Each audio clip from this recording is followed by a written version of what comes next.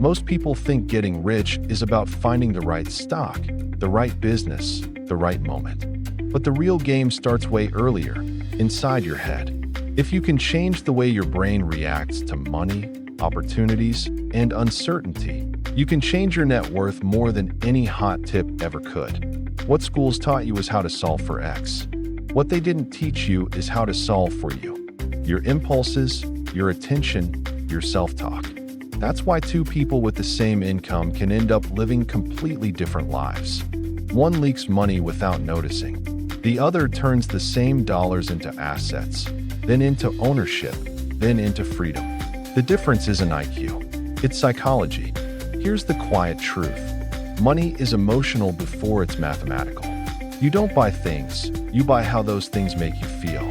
You don't sell investments, you sell your anxiety. The market is a mirror. It reflects your patience, your discipline, your tolerance for boredom and discomfort. As Benjamin Graham warned, the investor's chief problem, and even his worst enemy, is likely to be himself. If you master that enemy, the rest starts bending in your favor. Start with your default settings. Everyone has an invisible money script they learned as a child. Money is scarce. Money is status. Money is dangerous. Money will always arrive at the last minute. These scripts run quietly, then show up loudly in your bank account. Your job isn't to judge them, it's to edit them. Replace them with a clear, simple identity. I am a builder. Builders convert income into ownership. Builders delay applause for outcomes. Builders measure progress in years, not weekends. Now look at the three forces that shape almost every bad financial decision: novelty, urgency, and social proof. Novelty says, new is better, buy it. Urgency says, now or never, decide fast.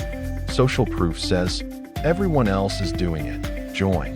Put those three in a room with your phone and a credit card, and you have a bonfire. Your edge is to recognize them in real time. Being rich isn't about never feeling those pulls. It's about noticing them before they spend your future. Here's a simple reframe that changes your behavior on day one. Stop asking, can I afford it? Start asking, does this purchase make me richer in time, energy, or options? If the answer is no, it's a tax on your freedom. If the answer is yes, it's an investment, sometimes even when it looks like spending. A $200 course that upgrades your skills and raises your earning power? That's an asset disguised as an expense. A cheap gadget that adds clutter and zero capability? That's a liability disguised as a bargain. The second reframe: convert money decisions into time decisions. Price tags lie. Ours don't. If something costs $500 and you earn $25 an hour after tax, that's 20 hours of your life. Would you trade 20 hours of evenings, weekends, or mornings with your family for it? Sometimes you will. Often you won't.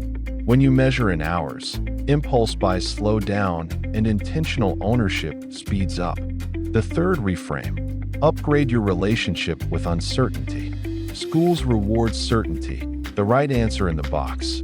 Wealth rewards good bets made under uncertainty. You won't always know.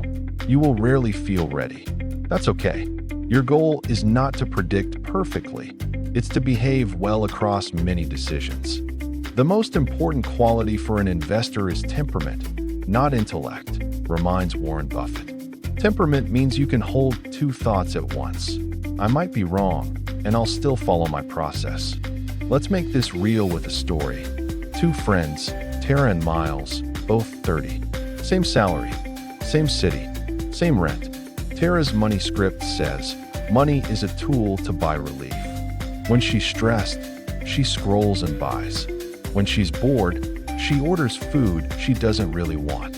She tells herself it's self-care, but it's really self-sedation. Miles runs a different script. Money is a vote for my future. When he's stressed, he walks. When he's bored, he learns. When he wants to feel progress, he upgrades his systems, his notes, his checklists, his skills. 12 months later, same income, different lives. Tara has more stuff. Miles has more options. Options beat stuff every time. Now, the money mechanics built on that mindset. First, install a cooling period on everything that isn't a basic necessity. 48 hours is fine. 72 hours is better. Call it an impulse freezer. You're not saying no, you're saying not yet. If you still want it after the freeze, and it passes your time test, go ahead. Most temptations don't survive contact with time. Second, create a gain trigger instead of a pain trigger. Most people change money habits only after pain. Debt piling up, bank account leaking, panic. Flip it. Celebrate gains publicly to yourself, not to the internet the day you renegotiate a bill.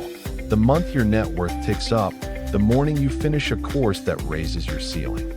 Your brain repeats what it rewards. Reward the behavior that grows you. Third, choose a simple profit plan for your life. In business, profit is revenue minus expenses. In your life, profit is energy and money left after your obligations. Protect it, grow it, allocate it. That means cutting invisible drains, subscriptions you don't use, social circles that normalize overspending, routines that chew hours without producing any value. Profit is not greed. Profit is oxygen. If you want to run long, you need to breathe. Fourth, define your opportunity pipeline. Schools taught you to wait for permission. Wealth is built by hunting for better uses of your time and cash. Keep a live list. One skill to learn that has a clear payoff. One relationship to deepen with someone playing long-term games. One small project with asymmetric upside. Review the list every week. Move one item forward every week. Motion with direction compounds. Fifth, build money moves you can execute on your worst day. When you're tired, busy, or anxious, your IQ drops and your willpower leaks. You need frictionless defaults. Decide once, benefit for years. If you're paid on Friday, decide what happens on Friday, automatically to what matters most to you. If automatic sounds boring, good. Boring is stable. Stable is scalable. Let's talk about attention. Your attention is the steering wheel of your financial life. Whoever controls it, controls your trajectory. If you feed your brain a daily diet of drama and hype, your behavior will mirror it. If you feed it builder stories, long-form thinking, and actual numbers, your behavior will mirror that. Audit your feed. If an account makes you feel late, behind, or reckless, mute it. If it makes you feel calm, capable, and focused, promote it. Now, one of the most profitable mind shifts of all, your identity around money mistakes. You will make them. That's not a bug, that's the tuition. The key is paying tuition once. When you overspend, name the trigger and design a guardrail. When you chase a fad, write a paragraph about what seduced you and what you'll do differently next time. When you underinvest in yourself, schedule the exact hour you'll correct it. Ray Dalio puts it simply, pain plus reflection equals progress. Reflection is where psychology turns into profit. Let's switch gears to the practical side of building wealth with this psychology as your engine. If this helped you think differently, if it gave you a few tools schools never taught, hit subscribe.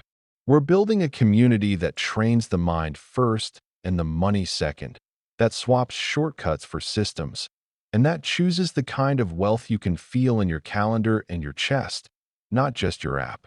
Keep coming back. Bring a friend who's ready to switch from consumer to builder. And remember, the most valuable asset you'll ever own is the person you're becoming. The fortune follows.